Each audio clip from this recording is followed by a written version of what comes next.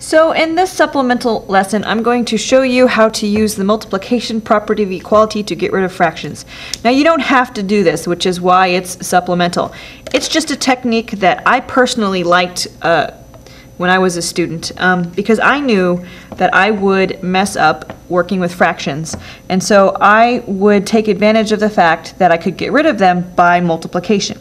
Now this only works for equations. It does not work for expressions because you need to use the multiplication property of equality, which only applies to equations. So if I ask you to simplify an expression, you can't use it because you don't have it equaling to something.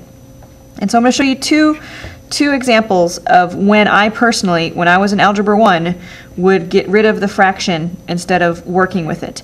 So you can, if you want to, find common denominators, and you can add 1/2 plus 1/3 x, and then you know do a division that way. But I didn't like doing that. What I would do instead was I would take the multiplication property of equality, and I would choose to multiply both sides by the least common denominator. And the least common denominator between 2 and 3 is 6.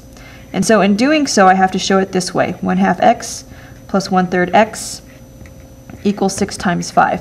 Because I need to multiply this side by 6, which means it's in parentheses, and this side by 6, which is like that. Now it looks like I made it worse, and I put a distribution in there, but I actually don't mind distributing this because I know that when I do, my coefficients of my x's are going to come out to be integers, because 6 times 1/2 is 3, and 6 times 1/3 is 2.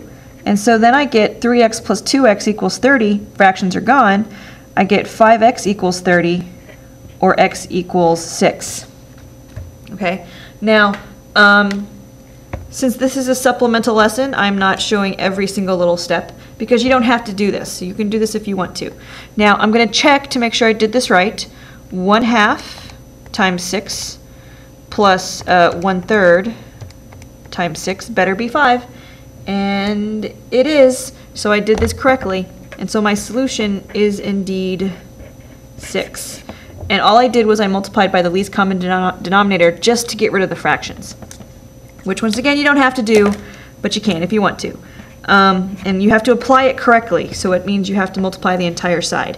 So another example is when you have to distribute a fraction, and you really don't want to distribute the fraction. So let's say I have 5/4 x times, or 5/4 times 3x minus 2 equals 10. And I really have two ways to do this. One way is to multiply by the reciprocal of 5/4, which means to multiply both sides by 4/5. But I only would do that if it comes out nice on this side, because remember, my goal, my personal goal, Miss Hill's personal goal when solving these kinds of equations is to avoid fractions and kind of put them off until the end of the problem. And in this case, I totally can. I can multiply both sides by 4/5 because 10 times 4/5 is actually going to be an integer, so I could do that. And so I'll show you that. Now, once again, I would not do this if it turns out that it would keep a fraction in the problem. So what I would do is I could multiply both sides by 4/5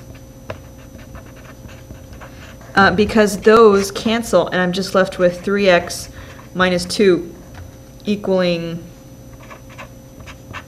8, right? And that's a two-step equation, and I can just solve it from there, right? And I get, what, 10/3? The other way of doing this is if this were like 7 or something, I totally would not do that because it keeps the fraction in the problem. An alternate way is to just multiply by the denominator. So if I multiply both sides by 4, that cancels, and I'm left with 5 times 3x minus 2 equals 40. And I personally would rather distribute an integer than a fraction. And then you can use the other trick here too. You can divide both sides by 5, or you can just distribute. But either way, I got rid of the fraction, which was my whole goal. So if you really, or if you're like me and you just kind of want to avoid fractions and you understand these techniques, then you could totally use them. So you can multiply by the least common denominator if you don't want to combine like terms when you have fractions involved. If you want to distribute a fraction, you have the option of multiplying by the reciprocal to eliminate the distribution altogether. Or you can just multiply by the denominator. and that gets rid of the fraction aspect of the distribution. So these are totally optional, you don't have to do it, but if you want to, you can totally manipulate the equation with the multiplication property of equality.